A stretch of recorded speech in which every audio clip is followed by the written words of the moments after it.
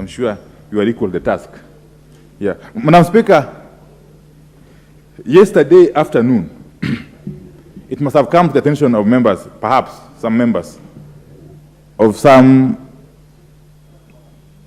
not so desirable occurrences within the presence and outside the presence of Parliament. I want just to take you, Madam Speaker, to Article 118 of the Constitution. And at Sub-Article 1, Parliament shall conduct its business in an open manner, and its sittings and those of its committees shall be in public.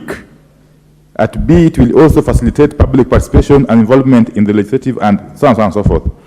Now, Sub-Article 2, Parliament may not exclude the public or any media from any sitting unless in exceptional circumstances the relevant speaker has determined that there are justifiable reasons for the exclusion. Madam Speaker, I don't want to go on and on. The point here is that, Madam Speaker, yesterday at around 1:32 p.m., there was unseemly commotion at the gate of Parliament and within the precincts of Parliament, along Parliament Road, and I think Lesolasi or Harambe Avenue.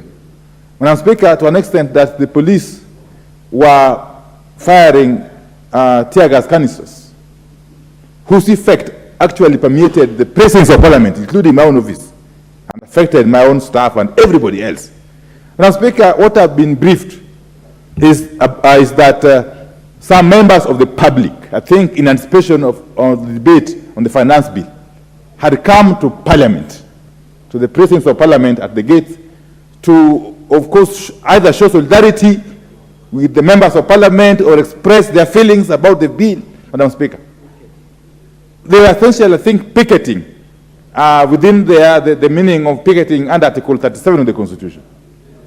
Madam Speaker, why I'm raising this issue is that we need to set the record straight. I don't think we want